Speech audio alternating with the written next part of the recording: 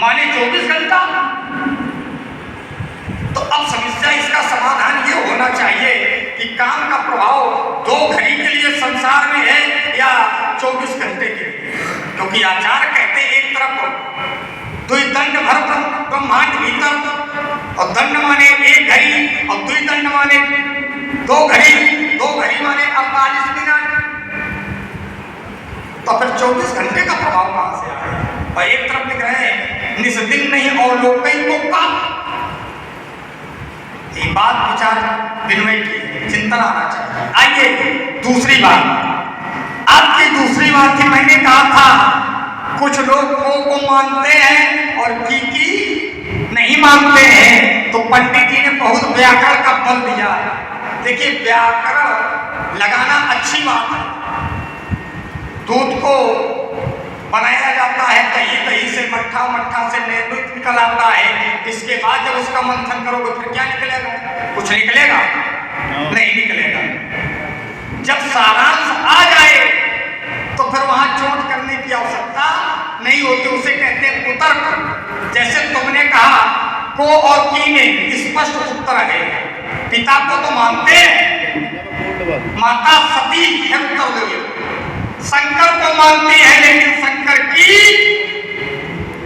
शंकर को मानती है, शंकर बाबा को मानती है लेकिन शंकर की नहीं मानती है। तो फिर आचार्य कहते क्या? मैं शंकर करेगा न माना,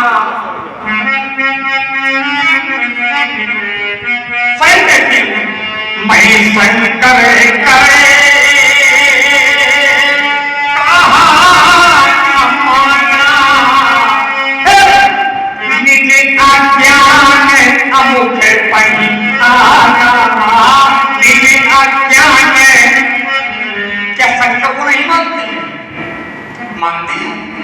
उत्तर तुम्हारे घर से दिया था। 4 भाई पिता को नहीं मानते हैं, पिता को मानते हैं, लेकिन जब पिता की मानने की बात आती है तो कोई नहीं मानता। अब उसमें व्याकरण चाहे कितनी लगाओ, अर्थ का अनर्थ भले ही करो, स्पष्ट उत्तर है। आपने एक उदाहरण दिया कि संसार में कर्म से श्रेष्ठ है, संबंध श्रेष्ठ नहीं है ना। संबंध भी श्रेष्ठ है, कर्म अनुचित भी है, और अगर संबंध अच्छा है तो अनुचित कर्म भी नकार दिया जाता है। संबंधों के आधार पर दंड मिलता है। हाँ, वही कार्य हम करें तो दंड कुछ अलग है, और वही कार्य कोई बलशाली व्यक्ति करता है तो उसका दंड कुछ अलग है। जब निर्बल जाता है अपराध करके तो बंदी गृह में डाल दिया जाता है, और जब समझ जाता है तो उसका सम्मान किया जाता है। यही हो रहा है।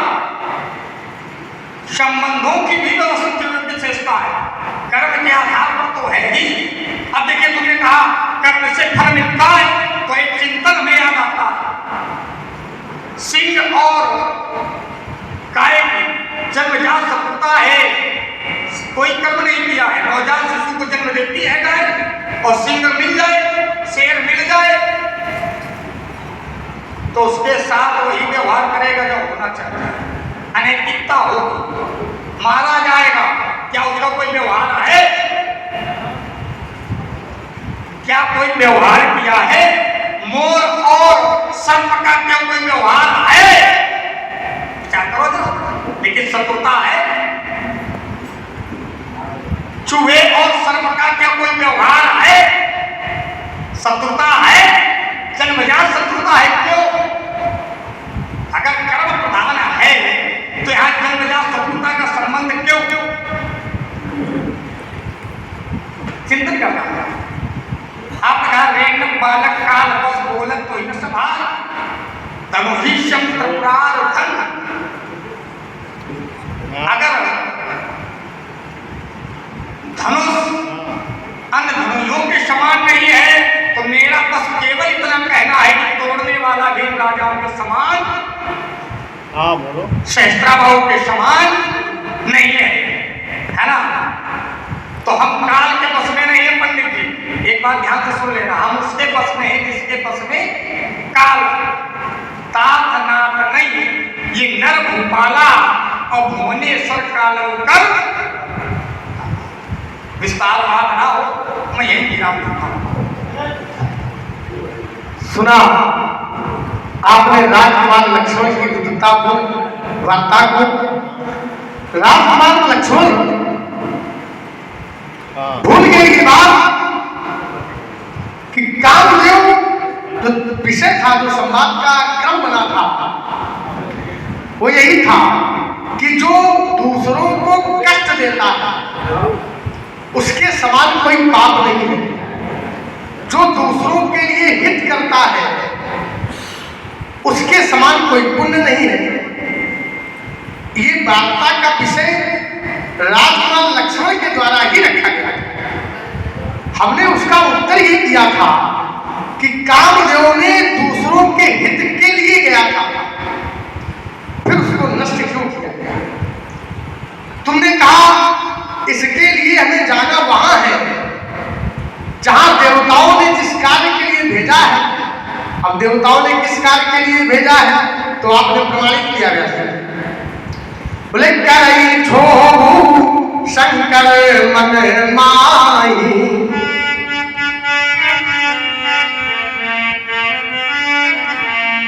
अब देखिए मैं इसके थोड़ा पूर्व में और इसके और बताऊं तब क्या कहा गया। बोले अंतुति सुनन की ने अति है तू और प्रगटे विषम पाने छस के तू। और जब प्रकट हुआ तब बताया गया कि आपको करना क्या है। तो करई छोड़ू शंकर मन माही। भगवान शंकर के हृदय में क्षोभ उत्पन्न करना है। अब आप बताइए, आप लोग ये निर्णय कर ले कि यदि किसी सामान्य व्यक्ति को किसी सर्वश्रेष्ठ पायदान पर व्यक्ति के साथ मिलना हो तो वो क्या प्रत्यक्ष पहुंचेगा या किसी क्रम में जाते हुए पहुंचेगा? कामदेव यदि भगवान शंकर के पास जाएगा तो कामदेव और भगवान शंकर में इतना अंतर है जैसे किसी सीढ़ी के प्रथम पायदान और शीर्ष पायदान पर है। भगवान शंकर शीर्ष पायदान पर है और कामदेव निम्न पायदान पर है। अब यदि निम्न पायदान का व्यक्ति उच्च पायदान के व्यक्ति से मिलने जाएगा तो क्रमशः प्रथम द्वितीय तृतीय चतुर्थ चरणों से होता हुआ जाएगा। कामदेव ने भी वही किया है। कामदेव भगवान शंकर के पास जा रहा है, उसे ये ज्ञात है और उसने ये कहा है। क्या कहा है व्यास जी? बोले शिवे विरोध है अध्रुवे मदानु हमारा। बोले अगर मैं भगवान शिव का विरोध करूंगा तो ये अटल सत्य है, मरना पड़ेगा। अब भगवान शंकर तक पहुंचना है तो उसने एक सीढ़ी बनाई है और जब उसने सीढ़ी बनाई है तब उसने ये किया है। तो व्यास जी लिखा गया कि भय काम बस जोगी तापस पावनी को कहे देखें चलाचल नारी में जे ब्रह्म में घटा रहे। अबला मिलो कई पुरुषों में और जग पुरुष सब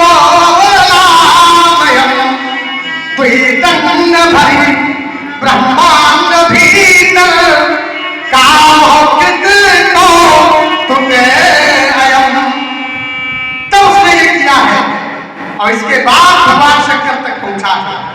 तो जैसे ही भगवान शंकर के साथ उसने ये व्यवहार किया तो तब शिवती सर नयन उघारा और चितवन का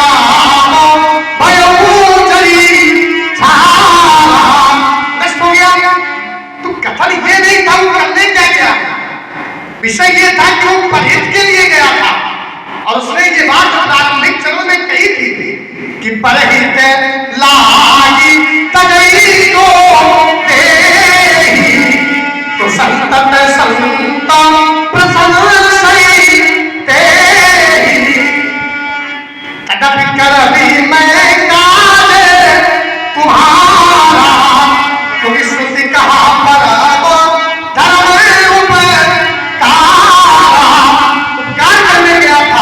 जब करके नष्ट क्यों हो गया।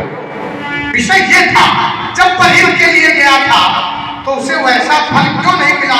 जब आपके दृष्टिकोण में परहित पुण्य का कार्य है तो फल भी उसे पुण्य का मिलना चाहिए। विषय ये था आपने लाकर के एक विषय और रख दी।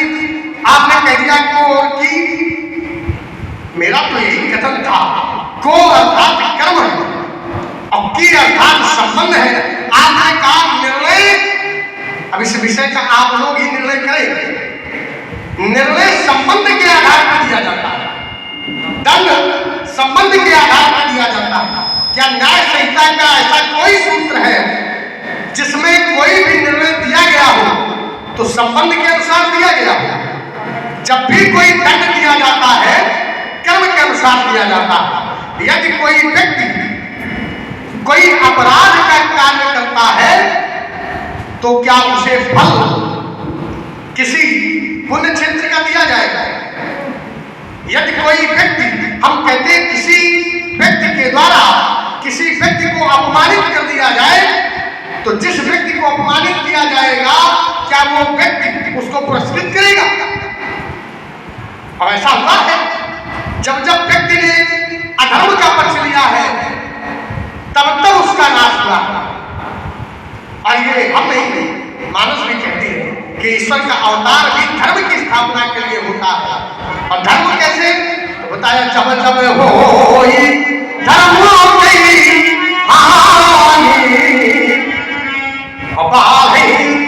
असुर अधम अभिमानी तो करही अनित जाई नहीं बरनी और सही नहीं विप्र धेनु सुर धरनी तो तब तब प्रभु धरी विविध शरीरा हरि कृपा निधि सज्जन पीरा। तो कर्म का बल है संबंध का नहीं है। विषय संबंध के आधार पर कभी दंड नहीं दिया जाता। और यदि निर्णय संबंध के आधार पर होंगे तो कभी भी निर्णय सही नहीं होंगे। तो निर्णय जब भी दिए जाएंगे कर्म के आधार पर दिए जाएंगे। आपने एक वृत्तांत और रखा। आपने कहा माता सती ने भगवान शंकर की नहीं माना। देखिए ऐसा है यहाँ ये शब्द कहना कि भगवान शंकर की माता सती ने नहीं मानी हमें लगता अनुचित है। कारण है उसका क्योंकि वहां सती जी का कोई बल नहीं है। वहां भगवान शिव ने ये विचार किया। भगवान शिव ने कहा है कि हरि इच्छा भावी बलवाना तो हृदय विचार पे शंभु सुधारा। वहां हरि इच्छा है।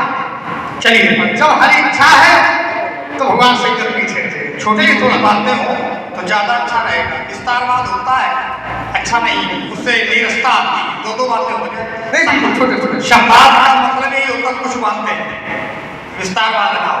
चलिए वहाँ हर इच्छा है तो संसार में ऐसा कौन कार्य जो हर इच्छा से नहीं होता है। मैं यही पूरा दो बातों में नहीं हम अपनी प्रस्तुति करेंगे। आपका अवसर हो गया हमारा इनसे हो गया कि संसार में क्या कोई ऐसा भी कार्य है जहां हर इच्छा ना हो। ऐसा भी कोई कार्य होता है संसार में जहां बिना हर इच्छा से हो जाए। शंकर बाबा क्यों कहते राम की चाही कोई हो और करे अन्यथा अस नहीं। तो फिर आप ऐसा प्रमाण ढूंढ रहे हो कि वहां हर इच्छा है और धनुष टूटा यहाँ हर इच्छा नहीं है तब तो बात ठीक है। आप तब प्रमाण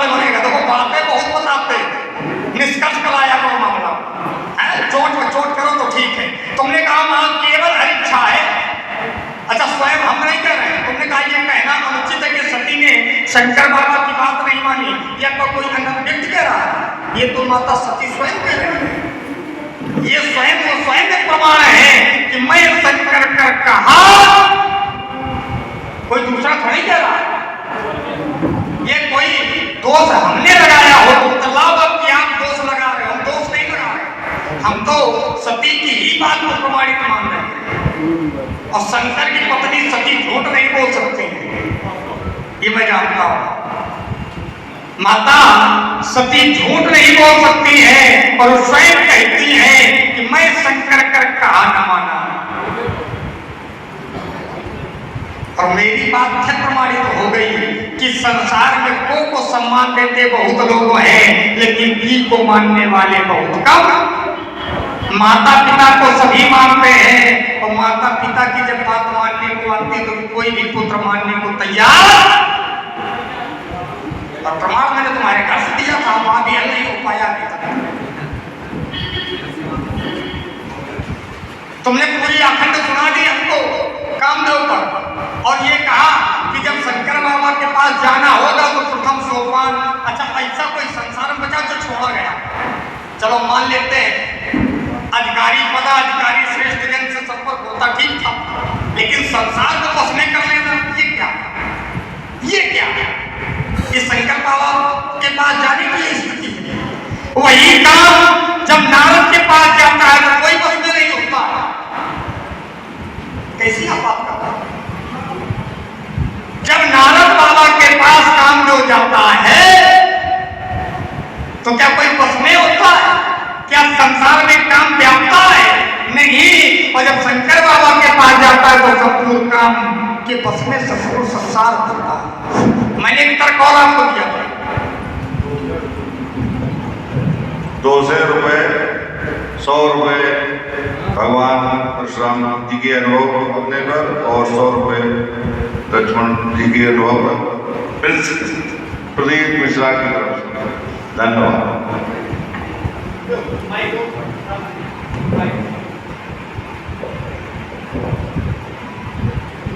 हम संसारी जीव क्या भगवान को कुछ दे सकते हैं? ये तो त्वदीयम वस्तु गोविंदम तो प्रवेशम तेरा वस्तु अर्पण ज्यादा है। भगवान परशुराम जी और लक्ष्मण जी की वैश्विक चिंतन पूर्ण वार्ता को आप लोग सुन रहे हैं। निस्संदेह आप उस गहराई में पहुंच रहे थे जो आगम है, लेकिन एक हमारा निवेदन है, ये संवाद एक खूंटे से बना है, संवाद का लेकर एक पिलर पे टंगा है, जिस पिलर का नाम है धनुष का।